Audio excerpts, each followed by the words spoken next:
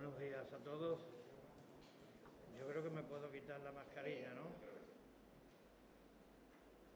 Lo digo por vosotros, no os importa, ¿no? Bueno, buenos días y muchas gracias por acudir a esta comparecencia que tiene por objeto básicamente facilitar alguna información, realizar también ciertas consideraciones y valoraciones desde la perspectiva del Gobierno de la ciudad y en relación con asuntos que consideramos sin duda alguna prioritarios y relevantes.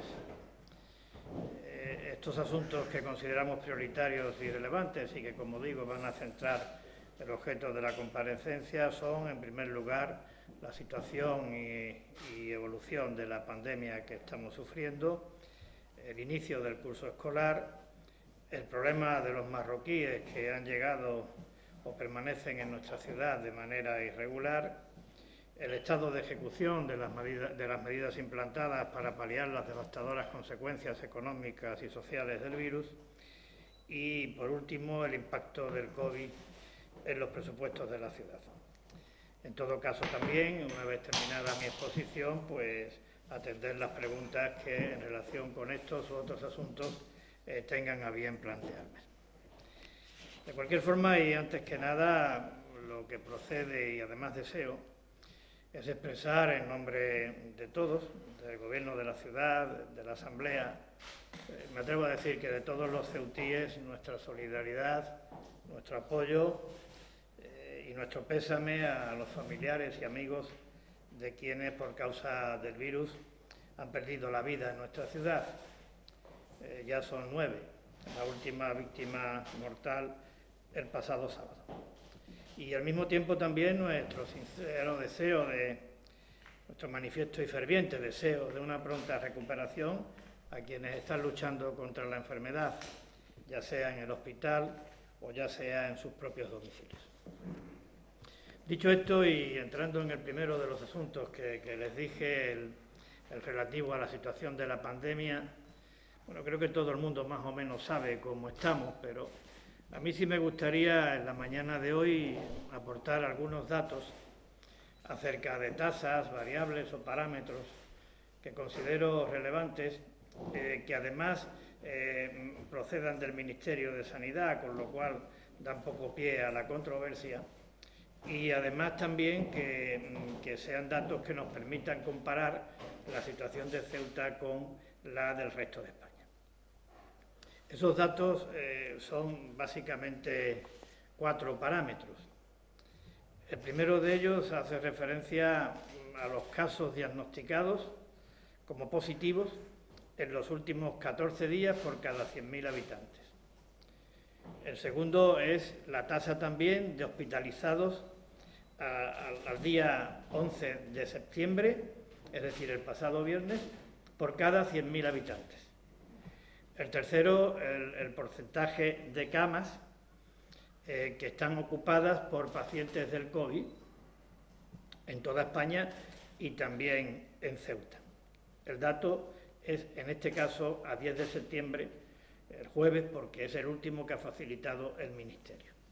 Y, en cuarto lugar, el número de fallecidos por cada 100.000 habitantes desde que empezó la pandemia. Estos 4 parámetros, que considero son significativos y representativos, arrojan el siguiente resultado. La tasa de casos diagnosticados por cada 100.000 habitantes en los últimos 14 días es en Ceuta un 39% menor que la media nacional.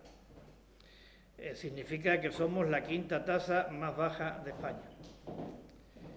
En lo que se refiere a las tasas de hospitalizados, como decía, al día 11 de septiembre, por cada 100.000 habitantes, la de Ceuta es un 61% más baja que la media nacional. Es la 2ª tasa más baja de España. El tercer parámetro, que es el porcentaje de camas ocupadas por causa del COVID, al día 10 de septiembre, según decía, el jueves, En el caso de Ceuta es un 33% menor que la media nacional. Es el porcentaje, es la tasa o el ratio, el quinto ratio más bajo de toda España. Y el cuarto, el número de fallecidos desde que empezó la pandemia por cada 100.000 habitantes, pues el caso de Ceuta es un 86% menor que la media nacional. Es la tercera tasa más baja de España. Evidentemente esta es la fotografía de la pandemia y su comparación con el resto de España. Pero con la fotografía no vale. Lo que hay que ver es la evolución que está teniendo la pandemia. Y aquí es donde viene la verdadera preocupación, porque es un hecho también constatable y cierto que desde los primeros días del mes de agosto, en las últimas 4 semanas, por tanto, se produce un cambio radical, un cambio brusco y para peor en nuestra ciudad. Concretamente, en estas últimas 4 semanas hemos tenido 5 fallecimientos, se ha alcanzado el pico de pacientes hospitalizados y se han disparado, se han multiplicado los contagios. Lo han hecho de una manera exponencial, de tal manera que si esta evolución sigue así, pues en los próximos 14 días podemos igualar a la media nacional el número de contagios. Además, este caso del número de contagios tiene una situación especial y particular en nuestra ciudad, que digamos que agrava la relevancia del dato que estoy dando en torno a su evolución. Y es que en Ceuta se realizan muchas menos PCRs que en el resto de España. Concretamente es la comunidad donde menos PCR se realizan de toda España. Esta es, por tanto, la evolución. Estamos, en consecuencia, en un repunte. Ante este repunte solo cabe una reacción, y es extremar las medidas por parte de todos en cuanto a la atención a la pandemia y, al mismo tiempo, también extremar la responsabilidad por parte de todos. ¿Qué está haciendo la ciudad para responder al repunte? Bueno, pues está aplicando una serie de instrucciones, de medidas, de recomendaciones que hacen referencia a los horarios, a los aforos, a las actividades, a los eventos, a las reuniones. Están recogidas en el decreto del consejero de Sanidad del día 14 y 16 de agosto y pronto, en las próximas horas, se dictará un nuevo decreto que significará un paso más en este ámbito de las medidas preventivas y las medidas restrictivas para contener la propagación del virus. En concreto, tiene previsto el consejero que en la mañana de hoy se dicte un decreto en virtud del cual las celebraciones y los eventos que se lleven a cabo en nuestra ciudad estén limitados en su aforo a 50 personas si se realizan en un lugar cerrado y a 75 personas si se realizan en un lugar abierto, siempre previa autorización por parte de las autoridades sanitarias.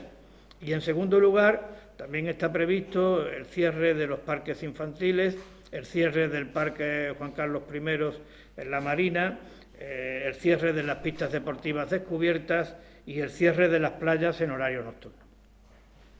También, con fecha 4 de septiembre y por vía de emergencia, se dispuso la compra de material de protección para establecer una reserva estratégica durante esta segunda fase o durante este repunte de la pandemia. También se han intensificado las tareas de desinfección y de limpieza, tanto en lugares públicos como en determinados inmuebles o recintos.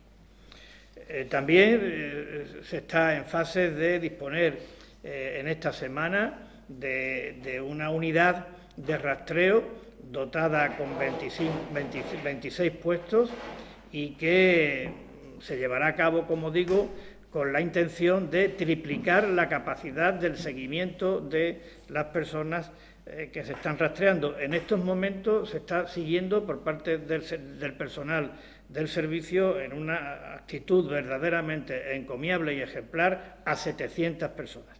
Se va a triplicar esa capacidad y, como digo, me parece algo importante, como también es importante destacar la colaboración al respecto para que se pueda llevar a cabo del Ministerio de Defensa y de la Universidad de Granada. Por parte de la consejería, de las consejerías implicadas, tanto de la Consejería de Sanidad como la de Servicios Sociales, se está muy atento a no bajar la guardia en el tema de las residencias de mayores, porque sabemos que hay un público objetivo de especial riesgo, muy vulnerable, como está ocurriendo en toda España, y eso nos requiere de una especialísima atención. Y también por parte del consejero de Sanidad y de su equipo se está estudiando la posibilidad de emplear los 51.000 euros de la cuenta que se constituyó por donaciones de entidades y particulares para la compra de test rápidos y aplicarla a esta finalidad, pero en este caso esperando a ver si por fin salen al mercado y se validan por parte de las autoridades competentes unos test que parecen más fiables que los anteriores y que tienen una fiabilidad equiparable a la de las PCRs. Eso es lo que concierne a la ciudad, lo que concierne al ámbito asistencial, que como bien saben es competencia del Ministerio. Le hemos pedido al Ministerio pues, que se amplíen el número de PCRs, la capacidad de diagnóstico, al objeto de que dejemos de ser los últimos en toda España en cuanto a la realización de estos elementos de diagnóstico. También le hemos pedido que se refuercen determinadas áreas asistenciales críticas en el momento que estamos viviendo, como puede ser la atención primaria, las urgencias o los cuidados intensivos. Y también que se aplique, llegado el caso, el plan de contingencia sobre ampliación de camas hospitalarias. Llegado el caso, por tanto quiere decir que ojalá y no tengamos que, o no se tenga que aplicar dicho plan de contingencia. Y muchas personas nos preguntan a nosotros si el Gobierno tiene la intención de solicitar el estado de alarma. La respuesta es no. Ahora bien, también tengo que decir que ello no significa que pueda descartarse la eventualidad de tener que desandar lo andado en cuanto a restricciones drásticas a la movilidad y las comunicaciones. En el supuesto de que la situación continúe empeorando y que en caso de que la situación continúe empeorando, pues se aconseje dar marcha atrás en este aspecto. Por tanto, no tiene el Gobierno intención de solicitar el estado de alarma, pero no se descarta la eventualidad de tener que restringir de manera drástica la movilidad y las comunicaciones. En todo caso, no será una decisión política la de pedirlo. En todo caso, será una decisión que tiene que estar, como todo lo que hemos hecho hasta ahora, avalado por el criterio técnico de los facultativos competentes, por el criterio técnico de los facultativos del área de salud de la ciudad de Ceuta.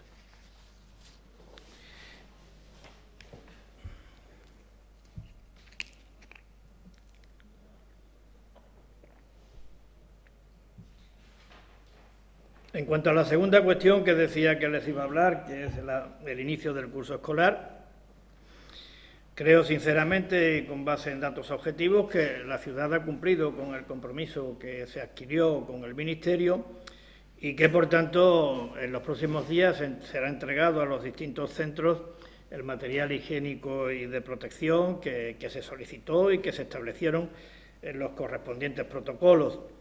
Al mismo tiempo, se ha programado y se han habilitado los medios para efectuar desinfecciones periódicas, una por centro y mes, y también el refuerzo de la limpieza. Como también saben, se ha dotado un servicio específico de asistencia sanitaria a través de Cruz Roja y con 54 profesionales, y que en un futuro serán sustituidos por el personal del plan de empleo que le corresponde a la ciudad, que se ha tomado la decisión de que esté destinado exclusiva e íntegramente a este cometido de procurar dotar a nuestros centros escolares de la debida seguridad sanitaria. Y también se han puesto a disposición del Ministerio 2.000 test de diagnóstico rápido, de los cuales creo que ya se han aplicado aproximadamente unos 1.500, 1.400, 1.500. Quiero decirles también que la ciudad tiene intención, el Gobierno tiene intención de incorporar al presupuesto del vigente ejercicio, mediante modificación del mismo, un crédito, una partida dotada con 1 millón de euros para avanzar en la implantación de la escuela digital en nuestra ciudad, siempre contando también con el asesoramiento técnico preciso y mediante convenio con el Ministerio de Educación. El tercer tema que vamos a tratar en esta comparecencia, el problema de los marroquíes que permanecen en nuestra ciudad o que han llegado a la misma de manera irregular. Como bien saben también, en relación con este problema, atendido el requerimiento de la Administración General del Estado y para preservar la salud de todos en unos momentos excepcionalmente críticos, la ciudad se ha hecho cargo de tres necesidades que creo, sinceramente, sigo insistiendo, no forman parte de nuestro ámbito competencial. Pero, insisto, a requerimiento de la Administración General del Estado y para preservar la salud de todos, lo hemos hecho.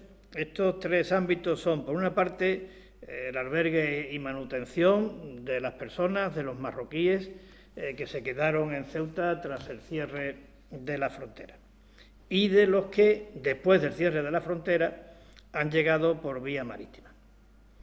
En segundo lugar, el aislamiento preventivo por razones sanitarias de estos últimos, de los que han llegado por vía marítima tras el cierre de la frontera.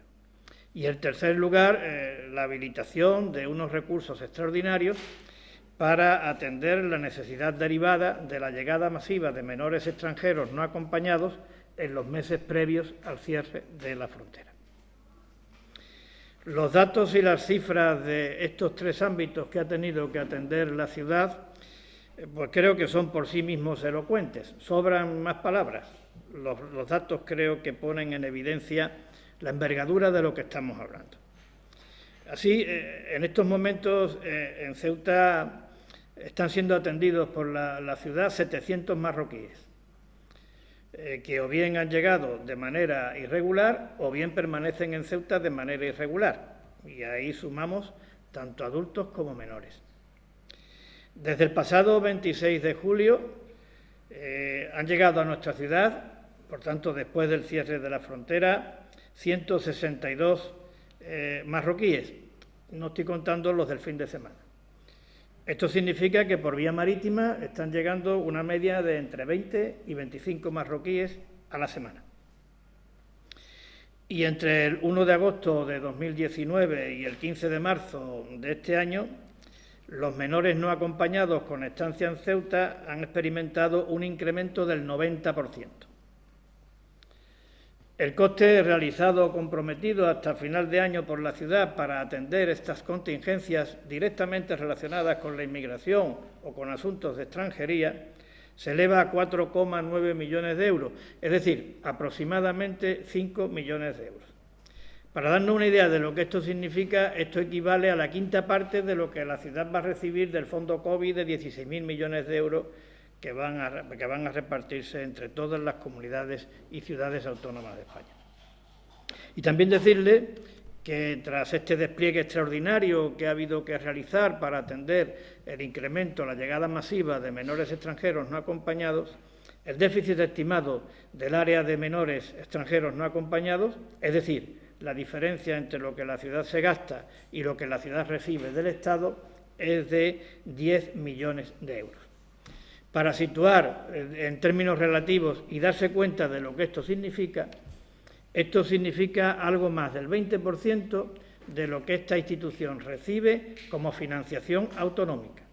Es decir, algo más del 20% de lo que la ciudad recibe para atender las necesidades de todas las transferencias autonómicas que se han practicado a lo largo del tiempo. Esto salvo el caso de Melilla.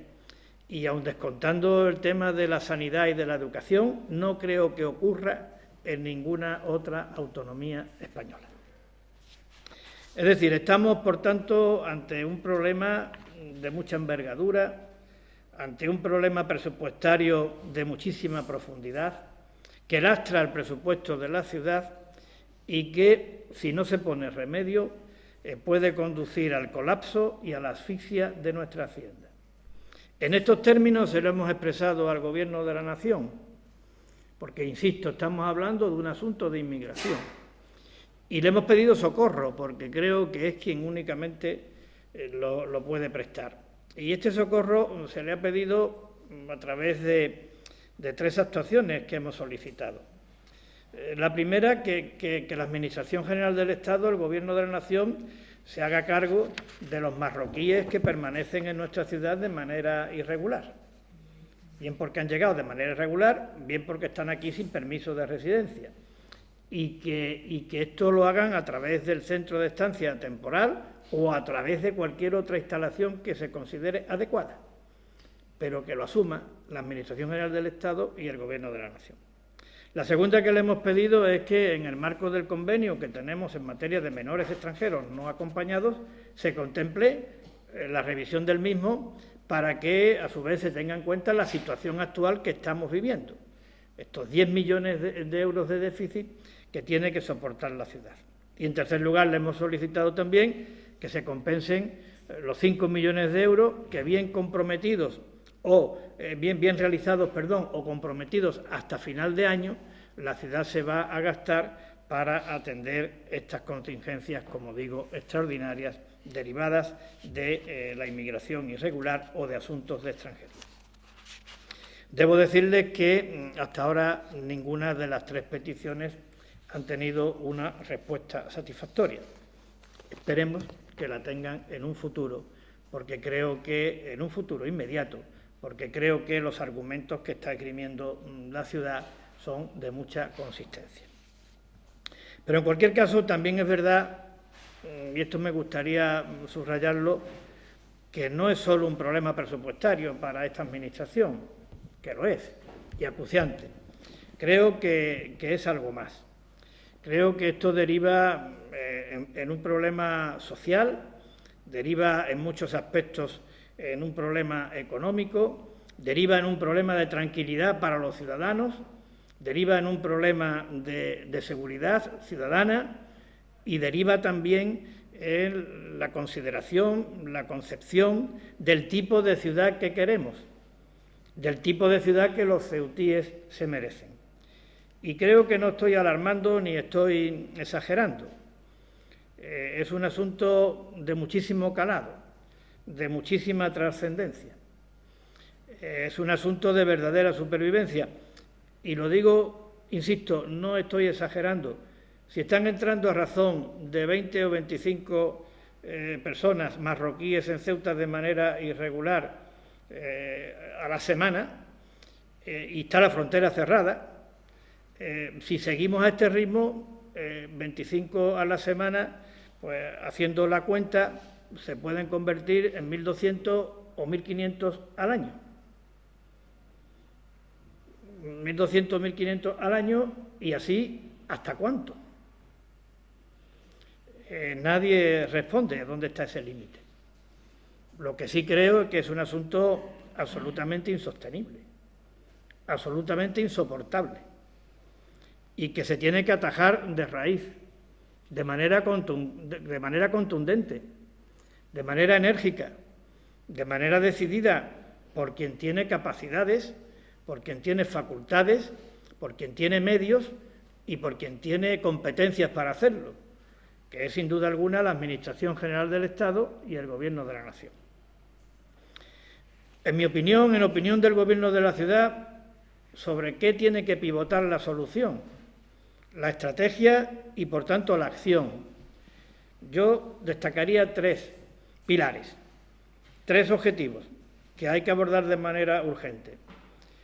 El primero de ellos, poner cuantos medios y medidas sean necesarias para impedir el acceso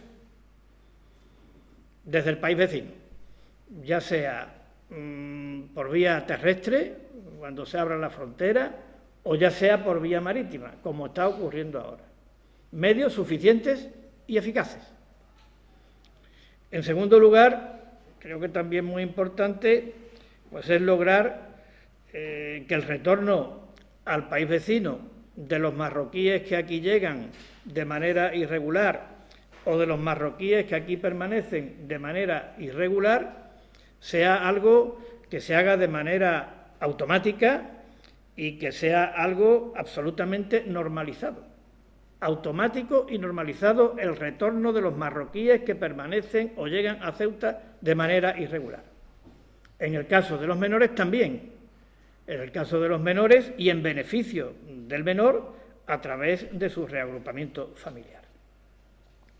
Y en tercer lugar es que, mientras tanto, mientras que todo esto se hace, mientras que se ponen los medios para que no entren, mientras que se llevan a cabo las actuaciones necesarias para que retornen de manera automática y normalizada, pues mientras tanto el traslado a la península del número que exceda de la capacidad de acogida de los centros establecidos para la estancia temporal de inmigrantes en nuestra ciudad.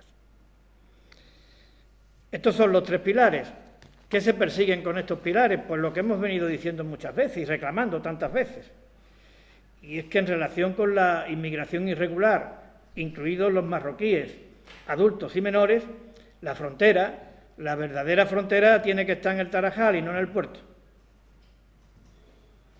Creo que conseguir esto es una cuestión de supervivencia.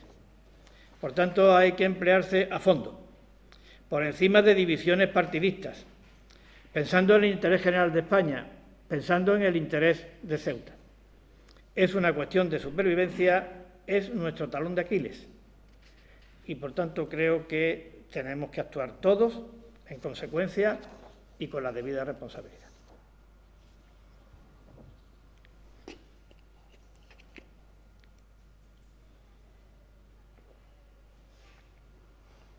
En cuanto al estado de ejecución de las medidas llevadas a cabo para paliar los desastres, para paliar las devastadoras consecuencias económicas y sociales de la crisis sanitaria, aportaré algunos datos. Se han concedido 3.142 ayudas de emergencia social por un importe de 682.000 euros, a los que hay que sumar las becas de comedor escolar por un montante de 651.000 euros. En total, 1,3 millones de euros. En el ámbito del plan Ceuta Resiste se han concedido 2.047 ayudas por un montante de 8.712.000 euros. El número de trabajadores afectados por estas ayudas es de 3.397. Al amparo del plan PYME de obras en barriadas se han comprometido 127 actuaciones por un montante de 6,4 millones de euros y se ha cumplido en su totalidad el plan de pago a proveedores por un importe de 23 millones de euros. Como las necesidades continúan y a pesar de que tenemos serias dificultades presupuestarias, el Gobierno tiene la intención de que también continúen estos recursos extraordinarios, estos recursos paliativos, tanto el que se refiere al plan Ceuta Resiste como al que se refiere al plan de ayudas de emergencia social, estimándose que estos programas sean objeto de una ampliación de aquí a final de año de 3 millones de euros en lo que se refiere al plan Ceuta Resiste y de 800.000 euros en lo que se refiere al programa de ayudas sociales. En este ámbito de las ayudas sociales yo también quiero destacar y agradecer la implicación y el trabajo encomiable que están llevando a cabo las entidades colaboradoras que complementan de una manera verdaderamente satisfactoria, fundamental en estos momentos, la labor que se realiza de manera directa por parte de la ciudad. En cuanto al impacto que el COVID está teniendo en nuestro presupuesto, hemos hecho una primera evaluación, por tanto, denle ustedes a la misma el carácter de provisional. Pero según esta primera evaluación, el impacto se calcula en unos 65 millones de euros, que se dividen en 46 millones de euros en razón de gastos extraordinarios realizados o comprometidos y de 19 millones de euros en lo que se refiere a la caída de ingresos. A la vista de este dato, creo que surgen varias consecuencias que quiero precisar. La primera de ellas, que está teniendo y tendrá una aplicación correcta el fondo de 25 millones de euros que, con cargo al de 26.000 millones de euros, hemos recibido de la Administración General del Estado, o vamos a recibir de la Administración General del Estado, para atender el impacto del COVID en el presupuesto. Nos dan 25 y el impacto es de 65. En segundo lugar, también quiero poner de manifiesto que se está realizando en un momento extraordinariamente difícil para todos un extraordinario esfuerzo. Un extraordinario esfuerzo que está permitiendo neutralizar en nuestros presupuestos el impacto del COVID, según acabo de comentar, pero que también está permitiendo atender de manera ordinaria las obligaciones que esta Administración tiene, todas: el cumplimiento con los trabajadores de la casa, el cumplimiento con los proveedores, todas las obligaciones, y además está atendiendo el normal funcionamiento de los servicios. Y que esto es posible. He citado la aportación extraordinaria de los 25 millones de euros, pero también es posible porque nos anticipamos y llevamos a cabo una importante operación de refinanciación de deuda sin incremento de la misma, porque también se llevó a cabo, creo que en el momento adecuado, una operación de financiación de tesorería, porque también se llevó a cabo la reprogramación del FEDER y porque también se están llevando a cabo permanentes ajustes en el presupuesto de gasto para reducir aquello que sea posible reducir sin tocar nada de lo que se considere esencial. En este contexto es inevitable volver a hablar de los 7,2 millones de euros, porque son necesarios, porque son vitales para cumplir con los objetivos que acabo de comentar. Quiero decirles que por parte del Ministerio de Hacienda se nos dijo que en julio se aprobaría por el Consejo de Ministros el decreto que permitiera el reconocimiento y pago de estos 7,2 millones de euros a Ceuta. Recuerdo, costes de producción de agua y atención del singular hecho fronterizo, esta vez convertido en atención de la singular problemática que en materia de inmigración, acabo de comentar, Ceuta está sufriendo. Nos dijeron que iba a ir en julio. Nos han dicho que no ha sido posible, pero también nos dice que irá próximamente. Esperemos que se cumpla ese compromiso y cuanto antes, por el bien del equilibrio presupuestario y por el bien de todos.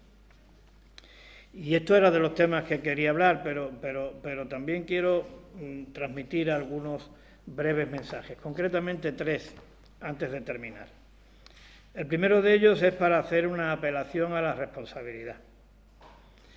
Si, como decía al principio, estamos viviendo una situación sanitaria delicada y preocupante, si somos conscientes de que el virus viaja con nosotros y que se propaga a través de nosotros, si somos conscientes que la mejor medida que se puede aplicar para contener la pandemia es evitar el contagio, pues creo que, siendo consecuente con todo ello, tenemos que adoptar una actitud responsable.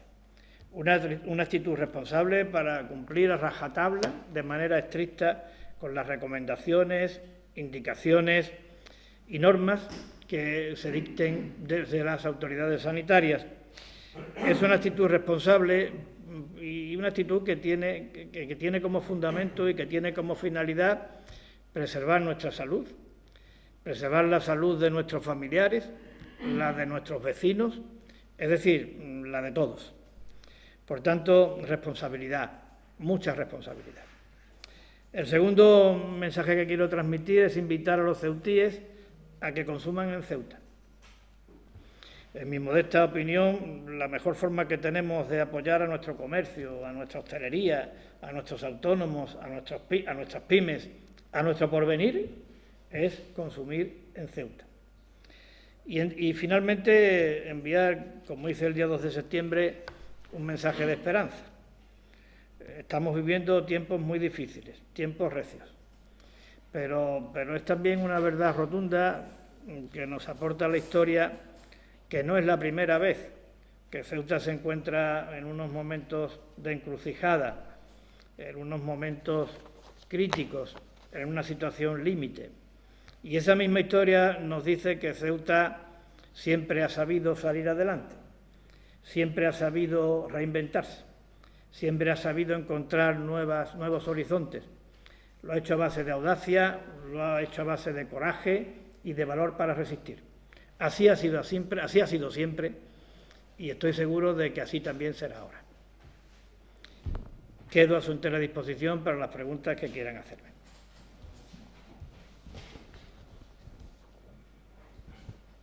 Yo no sé, un dato, si podría repetirme el dato de menores. Hablo de una evolución de un 90%, sí. ¿Pero entre qué periodo? Pues yo, entre el periodo de 1 de agosto de 2019 y marzo de 2020.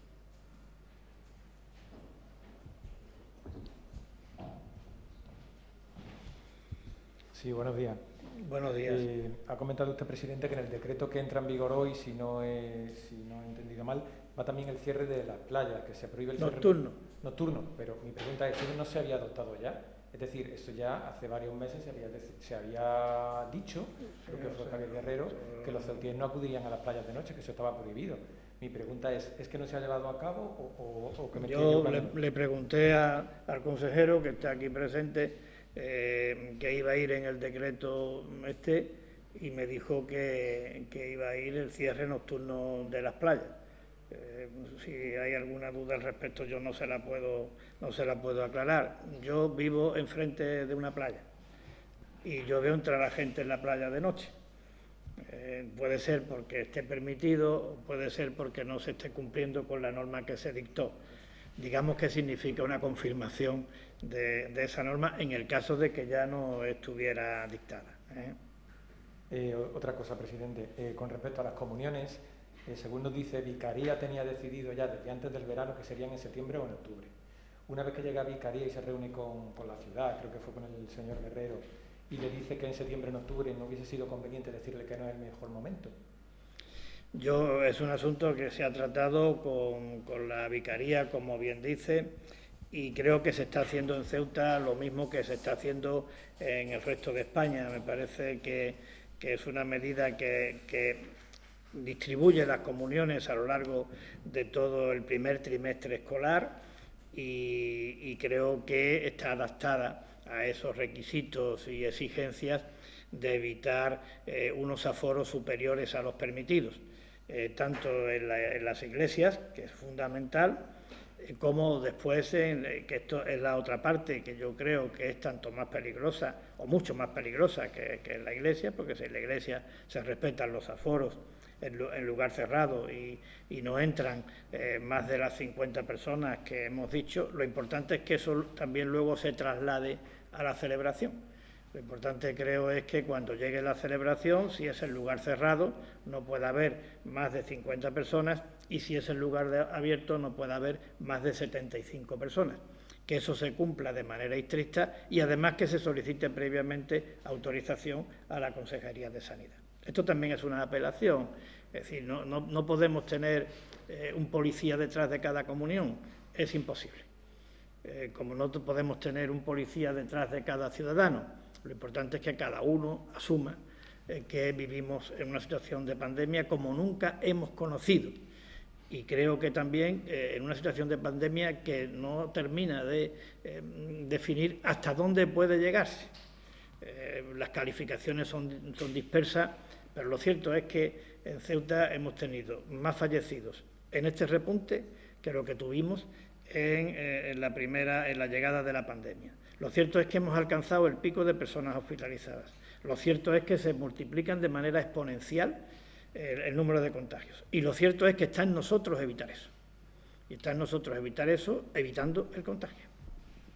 Buenos días, presidente. Buenos días. ¿Podría confirmar si todos esos casos que se están produciendo en esa segunda oleada se deben sobre todo a la apertura del puerto? Es decir, y si a lo mejor la ciudad se plantea la posibilidad de exigir algún tipo de cuarentena, de estar en casa, aislamiento para las personas que llegan. Las medidas que se vayan a aplicar, lo he dicho antes, estarán avaladas por el informe sanitario previo. Pero a mí lo que me dicen es que ahora mismo me parece que hay 31 brotes en Ceuta y lo que nos dicen es que la causa del contagio fundamental, casi la mitad, es el entorno familiar. Es decir, que es verdad que con la apertura de las comunicaciones con la península, con la vuelta de vacaciones, esto ha sido un factor que ha influido negativamente en la evolución de la pandemia en Ceuta. Pero también es verdad que es en el entorno familiar donde se produce mayormente el contagio. Por tanto, ahí es donde hay que acentuar el esfuerzo, la responsabilidad y la adopción de una actitud activa frente al COVID. Si alguien le dice que tiene que estar aislado, pues debe de estar aislado. Y si hay que respetar que no haya reuniones familiares de más de 10 personas porque no es recomendable, pues hay que respetarlo.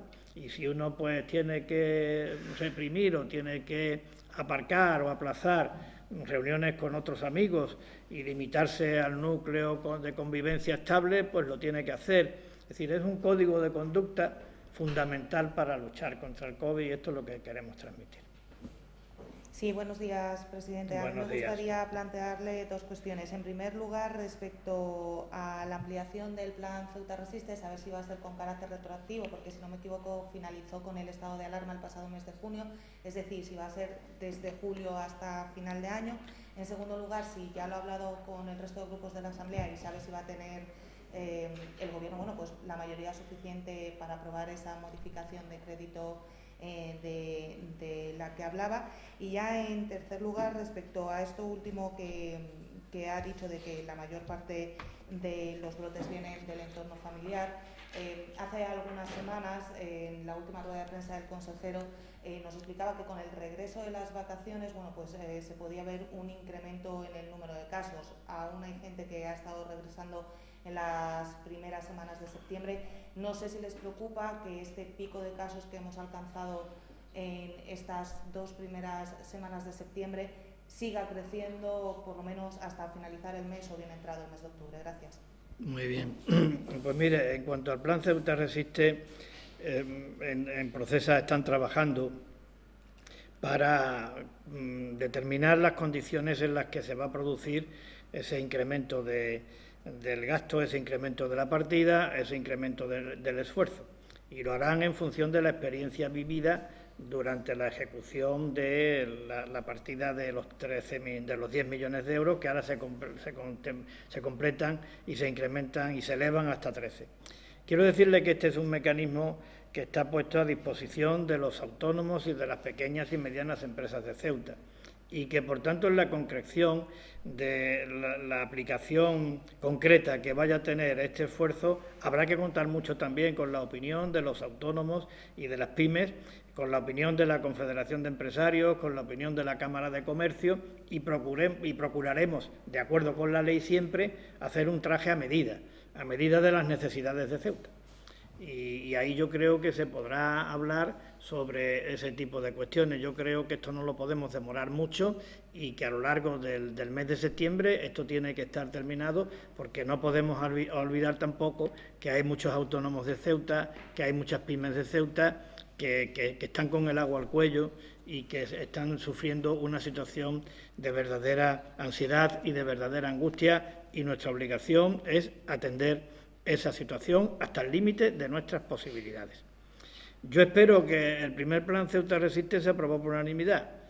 Yo espero que también la ampliación se acuerde por unanimidad.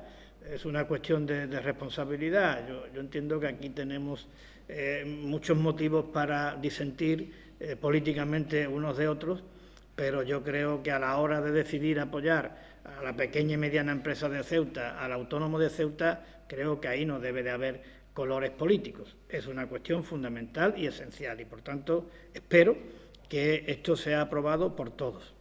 Transmitiríamos un mensaje negativo a la sociedad si no fuera así. Y en cuanto a que el temor de que esto pueda repuntar, claro que sí, claro que existe el temor. Ya lo he dicho antes, estamos yo creo que a un ritmo de crecimiento superior a la media nacional. El ritmo, me refiero en comparación a lo que ocurría en los meses y semanas posteriores al confinamiento. Le he dado el dato del número de contagios en los últimos 14 días en Ceuta y en el resto de España. Todavía estamos por debajo, pero evidentemente si este ritmo continúa, pues no es nada deseable y no hay ningún hecho objetivo científico que en estos momentos sea capaz de hacer una proyección o una previsión de lo que va a ocurrir en los próximos días. Lo que sí le garantizo es que el seguimiento es diario, lo que sí le garantizo es que el personal está volcado a la hora de cumplir con el rastreo de las personas que están sometidas a seguimiento. Lo que le garantizo es que yo creo que vamos a tener mucha más capacidad de ese rastreo con la unidad específica que se va a crear al respecto, con 26 puestos de rastreo, que significa triplicar la actual capacidad. Y también lo que hemos pedido es que se hagan más pruebas de diagnóstico, más PCRs, porque esto creo que nos da una visión más fiable de cómo está evolucionando la pandemia en nuestra ciudad. Presidente, una pregunta del Faro de Ceuta. Se han producido en el antiguo hospital de la Cruz Roja fugas positivos en los últimos días. ¿Se plantea el Gobierno cerrar esas instalaciones? Bueno, el Gobierno, como ya le digo, adoptó la decisión de habilitar ese recurso porque así lo requirió la Administración General del Estado y pensando en preservar la salud de todos. De todos, y al decir de todos, evidentemente estoy hablando de todos los ceutíes. Fue un recurso extraordinario y nosotros hemos planteado por activa y por pasiva el cierre del mismo, es decir, el cierre del mismo, pero no sin solución de continuidad, el cierre del mismo de la manera que creemos que se debe cerrar, es haciéndose cargo la Administración General del Estado de ese aislamiento preventivo de los marroquíes, de los inmigrantes. Creemos que se puede hacer, pero esta es nuestra opinión, a través del Centro de Estancia Temporal, a través del CETI, porque creemos que hay espacio, y si no se hace a través del CETI, que se haga a través de otra instalación que la Administración General del Estado, que es la competente, considere adecuada. Esta es la primera cuestión y la primera prioridad, y en la que vamos a insistir. Al margen de eso, si se siguen produciendo este tipo de situaciones que nadie puede tampoco descartar, pues también estudiaremos la posibilidad de su traslado a otro lugar más adecuado. Yo quería preguntarle, hablaba que la llegada de migrantes está generando un problema social, de seguridad ciudadana. ¿Tiene usted los datos que puedan confirmar estas afirmaciones? Sí, los datos son, pues mire, ayer, sin ir más lejos, creo que alguien se presentó en las instalaciones de la policía local con un cuchillo, amenazando a la policía local, con intentos de autolesionarse. No sabíamos exactamente cuál era la intención, generó una enorme inquietud en la policía local y en toda la ciudadanía. Su compañera acaba de hacerme una pregunta de alteraciones del orden en el recurso extraordinario habilitado por Cruz Roja. Hace poco también tuvimos que vivir el desagradable suceso de una alteración del orden con amputación de un dedo en las murallas reales. Con anterioridad las actividades en el puerto estaban seriamente perjudicadas como consecuencia de la concentración de inmigrantes, adultos y menores marroquíes. Creo que, al margen de los datos estadísticos, la percepción de la ciudadanía, de la generalidad de los ciudadanos de Ceuta, es que esto es un problema serio y un problema de seguridad y un problema de tranquilidad ciudadana y un problema, como les decía, de dónde está el límite. Vuelvo a insistir, son marroquíes, están en Ceuta de manera irregular, han llegado a Ceuta de manera irregular, están llegando a razón de entre 20 y 25 a la semana. Haga usted el cálculo de en cuánto puede ser en un año. Si esta ciudad, con los kilómetros que tiene, con las capacidades que tiene, con nuestro presupuesto, es capaz de poder sostener eso. Creo que no. Y, por tanto, creo que es nuestra obligación llamar la atención sobre esto para, desde una posición de absoluta lealtad institucional, solicitarle al Gobierno de la Nación que lo resuelva, que creo que es su competencia y además creo que es su obligación.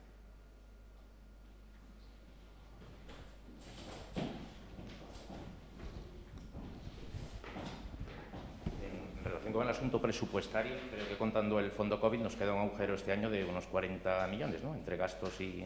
No, porque, como le digo, señor Testa, el gasto, no el gasto, sino el esfuerzo que ha hecho la ciudad, lo hemos evaluado en una primera evaluación, no me lo tome usted al pie de la letra, pero en principio en 65 millones de euros. Ahí hay dos capítulos. Uno son los mayores gastos realizados, gastos siempre extraordinarios, realizados o comprometidos hasta final de año, que es de 46 millones de euros aproximadamente, y el segundo capítulo es la caída de ingresos, que es de 19. Claro, ya le he dicho que ahí hay una fuente de financiación de esa desviación presupuestaria, los 25 millones de euros del COVID, pero es que hay más. La reprogramación del FEDER, pues creo que es del orden de unos 13 millones de euros.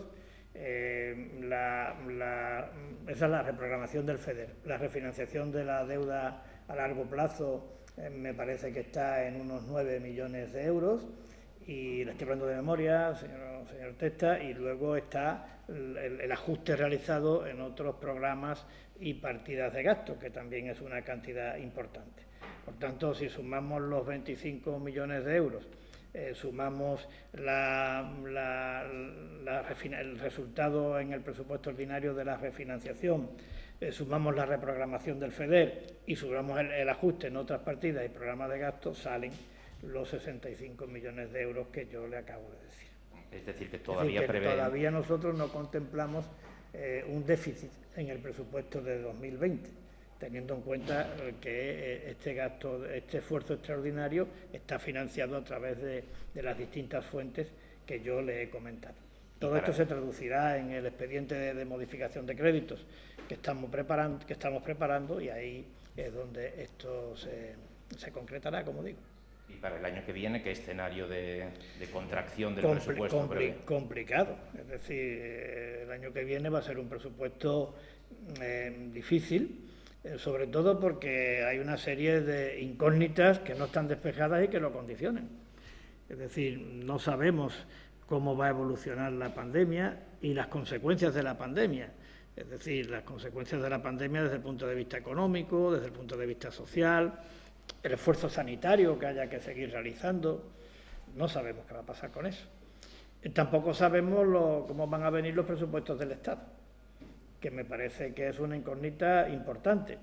Habrá que hacer una previsión prudente en cuanto a ese instrumento tan decisivo para todas las administraciones territoriales y en particular tan decisivo para Ceuta.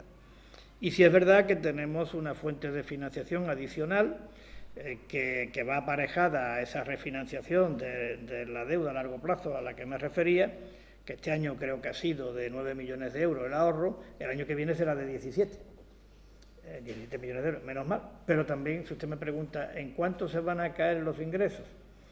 Pues es como si yo ahora mismo preguntara, aun cuando es verdad que tendremos que hacer una estimación, habrá que hacerla obligatoriamente. Pero claro, los ingresos en nuestra ciudad, los ingresos presupuestarios de Ceuta, están muy relacionados a la evolución del PIB nacional. Porque el PIB nacional, como bien sabe, determina la compensación que recibimos en concepto de IPSI. Esa es una gran partida desde el punto de vista del peso que tiene en el conjunto del presupuesto. Yo todavía no he oído que haya un grado de consenso amplio para determinar cómo va a evolucionar el PIB de España, del conjunto de España en 2021. Más o menos todo el mundo está casi de acuerdo, digamos, todas las voces autorizadas desde el punto de vista técnico en cómo va a evolucionar en 2020, pero en el 21 creo que todavía nadie se atreve. Entonces, bueno, vamos a esperar un poco todo eso y desde una posición de prudencia y conservadora, pues haremos el planteamiento de un presupuesto que va a ser muy difícil. De la aplicación Radar COVID y su llegada a Ceuta, ¿se sabe algo? Pues yo creo que se debe de aplicar y y estamos trabajando en que se pueda implantar cuanto antes. Y con respecto a los 3 pilares estos de supervivencia de la inmigración, aparte de pedir, no sé si cabe alguna iniciativa política en las Cortes Generales, tiene que haberla. Nosotros hemos recurrido hasta ahora a la comunicación directa, leal y sincera con el Gobierno de la Nación. Es lo que estamos haciendo porque es lo que nos ha caracterizado siempre. Con independencia de eso, no hay que descartar cualquier otro tipo de acciones, como digo, desde el punto de vista constructivo y considerando que cuando hablamos de esto estamos hablando de nuestro talón de Aquiles, como he dicho antes, estamos hablando de la supervivencia de Ceuta. ¿Qué acciones, por ejemplo, si le ocurre? Bueno, no quiero aventurar ninguna. Quiero confiar en que por parte del Gobierno de la Nación haya una respuesta acorde con la entidad del problema, y en eso quiero confiar a día de hoy. Si esto sigue empeorando y si no se dan respuestas, pues habrá que pensar en otro tipo de iniciativas políticas, sin apartarnos, como digo, de la consideración de que es un asunto prioritario, quizás el más prioritario que tengamos ahora mismo encima de la mesa, junto con el futuro económico de nuestra ciudad, y, por tanto, pues llevar a cabo las iniciativas políticas que sean consecuentes con la entidad que tiene el problema.